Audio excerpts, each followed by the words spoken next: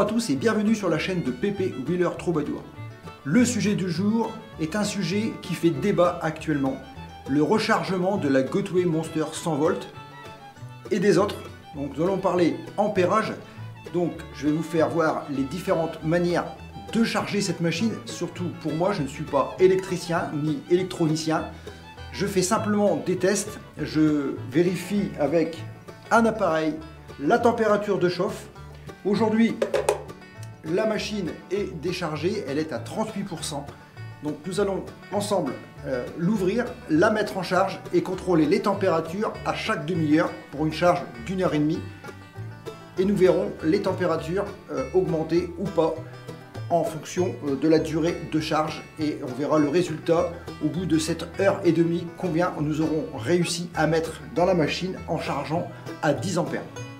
Mais avant de commencer, abonne-toi si ce n'est pas déjà fait, installe-toi confortablement dans un fauteuil, dans un canapé pour regarder cette vidéo. Mais n'oublie pas de activer la cloche si tu ne veux pas manquer les futures vidéos. On se retrouve comme toujours après une petite intro.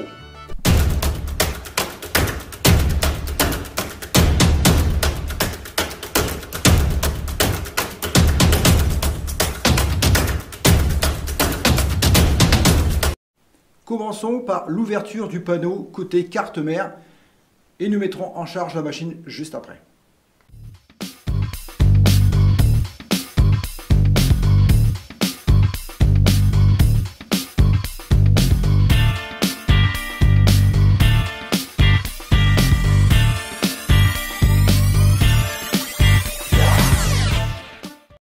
Voilà, donc la machine est ouverte, il ne nous reste plus que maintenant à prendre les températures. Dans la pièce ici, il fait 20 degrés. Donc je vais commencer par contrôler la température des différents composants. Voilà, donc ici les batteries, on voit bien qu'il y a 20 degrés. Voilà, le petit composant là, tout ça, vous voyez un peu la carte mère. Tout ça, c'est la bonne température, ça ne bouge pas. Les câbles, 19 degrés. Les câbles de charge, 19 degrés 8, 20 degrés. Donc tout est à température ambiante, environ la température de la pièce. Voilà, il n'y a rien qui est plus chaud que la température de la pièce. Nous allons pouvoir donc maintenant mettre en charge à 10 ampères avec le chargeur. Le chargeur 10 ampères. Qui fait à lui tout seul 1,5 kg, 22 cm, 12 et 8 d'auteur. Prenez quand même, pensez au volume pour mettre dans votre sac, c'est quand même assez volumineux. Et là-bas, on a le petit chargeur qui est vendu avec la machine à 3 ampères.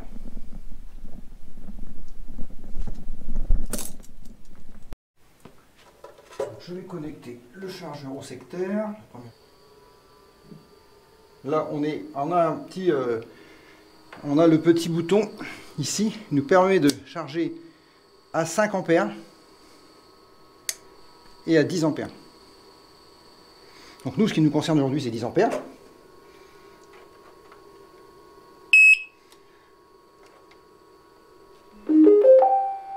Alors, pour certains, ça va paraître bizarre, mais moi, je charge quasiment tout le temps machine en route. Donc c'est le cas aujourd'hui. Ça me permet de contrôler la charge tout en étant branché. Voilà, la charge démarre. On est à 89 volts. Le temps ici, c'est le temps de charge. On est à 0 pour l'instant. Donc on aura ici une première prise de température quand on sera à 30 minutes. Je vous rappelle qu'on est parti de 38% de batterie. Voilà, on est à 90 volts. On doit atteindre 100 volts,4 en fin de charge. Nous verrons si en 1h30 on arrive à faire le plein ou pas. Bon, pendant que la charge est en cours, ce que je peux vous dire, c'est que moi je suis wheeler depuis 2017. J'ai commencé avec une ACM16 et je suis vite passé à la Monster, donc tout début 2018, au mois d'avril. J'ai reçu ma machine comme tout le monde, mais j'avais commandé un deuxième chargeur, parce qu'à l'époque, on savait très bien qu'avec 1,5 A c'était hyper très long. Donc j'avais anticipé et j'avais donc à l'époque, comme tout le monde, acheté un charge doctor qui me permettait de brancher deux chargeurs de 1,5, ce qui nous faisait 3 ampères de charge. C'était d'ailleurs déjà très long. Je suis très vite passé à 5 ampères, donc un chargeur plus puissant. Et ensuite, j'ai commencé à mettre donc le 5 ampères plus le 1,5, ce qui nous a fait 6,5 ampères sur le charge doctor, que j'ai modifié rapidement. Je lui ai rajouté une fiche à ce charge doctor pour qu'on puisse mettre un troisième chargeur. Et là, j'ai mis donc 2 fois 1,5, puis le 5, ce qui me faisait 8 ampères. Et là, ça s'est vite mis à chauffer vraiment énormément au niveau du charge doctor. Au bout d'une heure, on ne pouvait plus le tenir en main. Donc j'ai abandonné le charge doctor. Je me suis fait un bloc multiprise pour recharger avec mes 3 chargeurs. Et j'ai continué comme ça tout le temps. Et j'ai jamais eu de souci particulier. À 8 ampères, c'était déjà pas mal. Mais depuis que j'ai eu la Monster 100 volts, dès que je l'ai reçu, mon vendeur, donc Green Fashion en Chine, sur AliExpress, m'a tout de suite offert dans la vente de la machine un chargeur 10 ampères en me disant qu'il y avait, voilà, lui il m'a expliqué qu'il n'y avait pas de problème de charger 10 ampères. Maintenant c'est très controversé, il y a beaucoup de gens qui disent que non, il ne faut pas charger à 10 ampères parce que ça crame les fils, parce que ça fait ci, parce que ça fait ça. Moi qui ne suis pas électronicien, j'ai pas de recul là-dessus. Ce que je vois, c'est ce que je constate.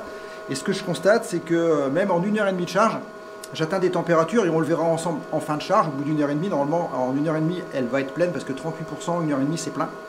Donc on verra quand on sera arrivé en fin de charge à combien elle sera. Et en général, les températures vont monter jusqu'à... Les batteries, on va dire 38, 40 degrés, mais pas plus. C'est même pas sûr. On se retrouve donc tout à l'heure, dès la première demi-heure, et ainsi de suite. Nous avons atteint les 30 minutes de charge. Nous allons pouvoir maintenant contrôler la température. Souvenez-vous, juste avant, on était à 20,5 degrés. Maintenant, on peut dire que les batteries sont à 24, 24,4,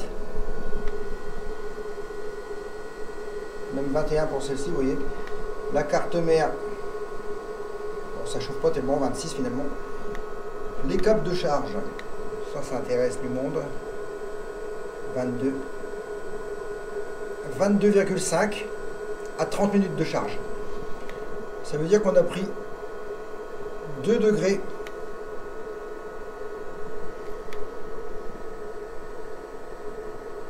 Même pas, il n'y a même pas, c'est vraiment difficile. C'est vraiment pas grand chose. Hein.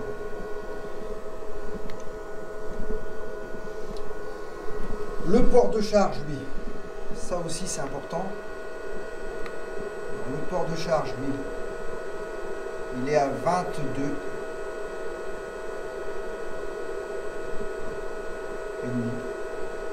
Le bornier, vraiment le bornier par lui-même, 23. 22, 23, vous voyez, c'est pas énorme, hein, ça chauffe pas.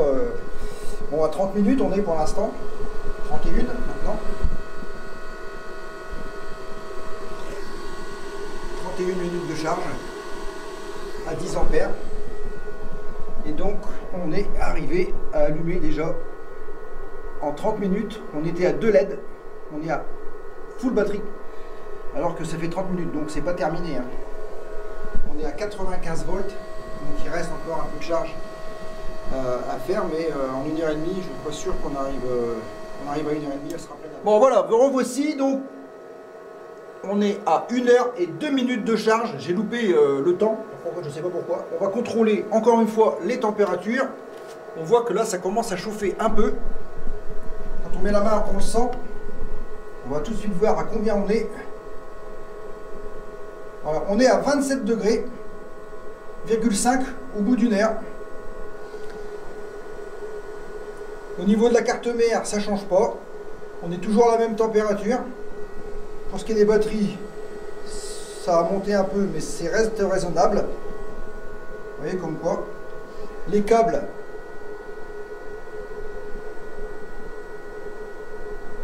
« 21. » Voilà, les plus chauds, c'est ceux-là. Là.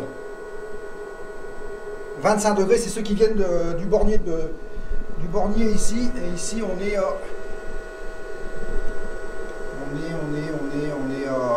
là, le port de charge, il est à 22, quoi.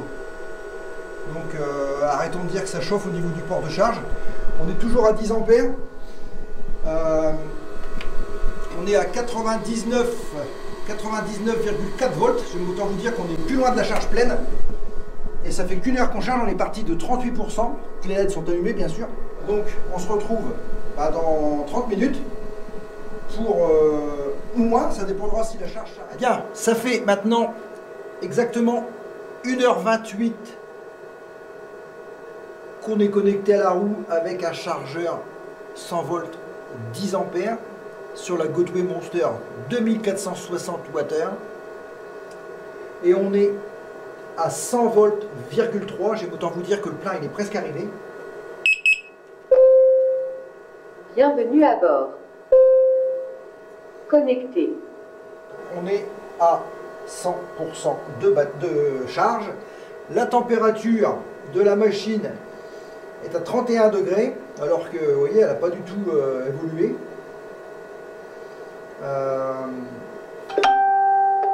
La température, voyons les températures maintenant, avant d'arriver à 1h30.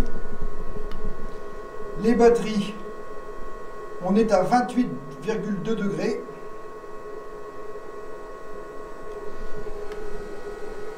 Même 23 pour les batteries auxiliaires, celles qui ont été rajoutées sur les côtés, vous voyez. 28, 29 là. 28, 29, ouais c'est ça. Les BMS 24 degrés. Les câbles qui vont au BMS, pareil. Les températures des câbles de charge, ça bouge pas, 21, il n'y a rien qui chauffe, 21,5. Aucune connectique ne chauffe. 23 degrés ici, les câbles d'arrivée 23. Il n'y a rien de chaud là-dedans, hein. Vraiment. Il n'y a vraiment rien de chaud là-dedans. Après 1h30 de charge. Donc je pense que je vais avoir mis tout le monde d'accord sur le coup. De dire que charger à 10 ampères, c'est dangereux. J'espère que cette fois-ci, vous aurez compris que non.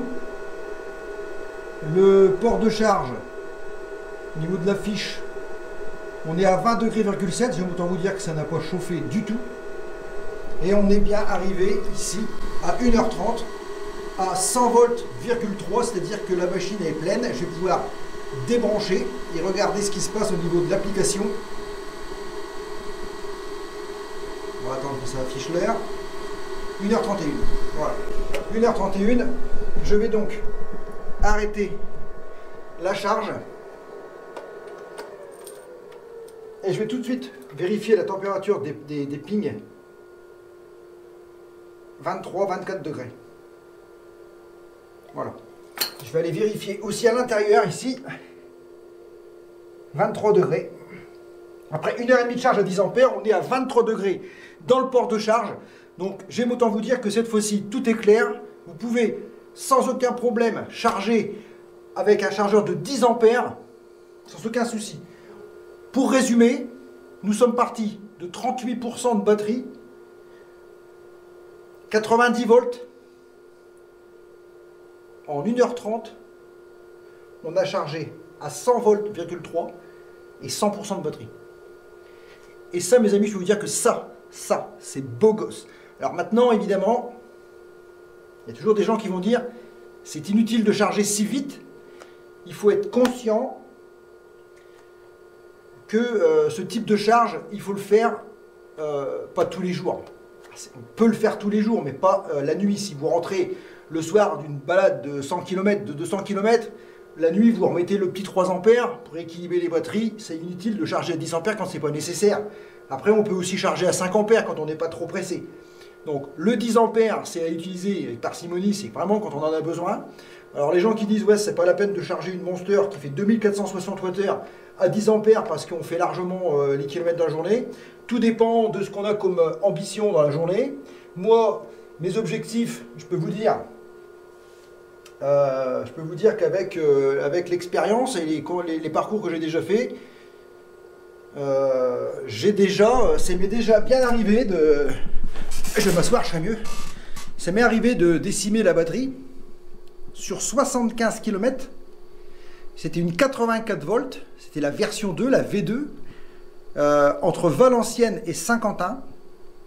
74 km 500, je suis arrivé au McDonald's de Saint-Quentin en partant de l'hôtel que j'étais en centre-ville Grand Place à Valenciennes.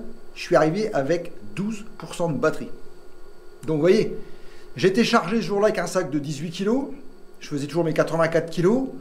J'avais un vent de face infernal. J'ai eu sur les 75 km plus de 40 km de pavés montants et descendants, du chemin boueux, enfin tous les galères qu'on pouvait avoir, de la pluie et du vent.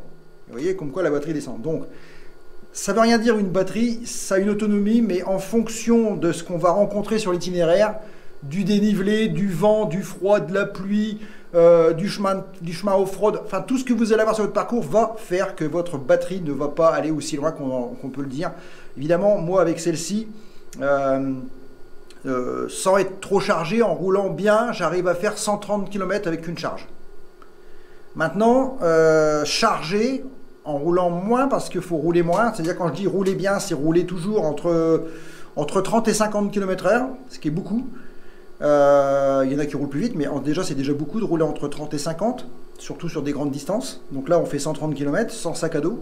Par contre si vous avez le sac à dos, je vous dis franchement la batterie elle va fondre à vue d'œil. Donc l'intérêt d'avoir un chargeur de 10 ampères, c'est que à la pause casse-croûte, par exemple, vous partez le matin en road trip, il est 8 h du matin, vous prenez la route. La première borne auto que vous allez rencontrer sur votre parcours, au bout de 2 heures de parcours, au lieu de vous dégourdir les jambes dans un bois où il n'y a rien, autant vous dégourdir les jambes à côté d'une borne. Vous mettez les 10 ampères pendant 30 minutes, vous reprenez tout de suite 20% de batterie, cool. Et à midi, vous n'avez même pas le temps de manger que la batterie elle est pleine. C'est pas cool ça? Et vous repartez tranquillement l'après-midi avec une batterie full. Vous pouvez vous faire plaisir, vous êtes moins en danger parce que vous n'êtes jamais en fin de batterie où ça peut être dangereux pour justement une rupture parce que vous avez demandé trop d'énergie à la machine. Donc moi je dis, une chargée à 10 ampères, ça a quand même un intérêt.